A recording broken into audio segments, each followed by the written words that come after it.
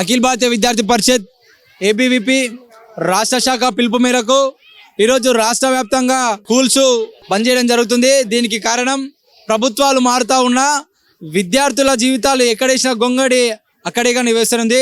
గత ప్రభుత్వం బీఆర్ఎస్ ప్రభుత్వంలో చూసుకున్నట్టే ఏదైతే పేద విద్యార్థులు ఇబ్బంది పడ్డారో కొత్తగా ఎన్నుకున్నటువంటి కాంగ్రెస్ ప్రభుత్వంలో కూడా ఈరోజు విద్యార్థులు అలాగే ఇబ్బంది పడుతూ ఉన్నారు.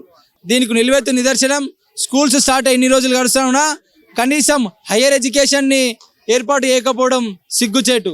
అదేవిధంగా రాష్ట్రంలో మద్యానికి మంత్రి ఉన్నాడు కానీ ఈరోజు విద్యాశాఖకు మంత్రి లేకపోవడం సిగ్గుచేటు.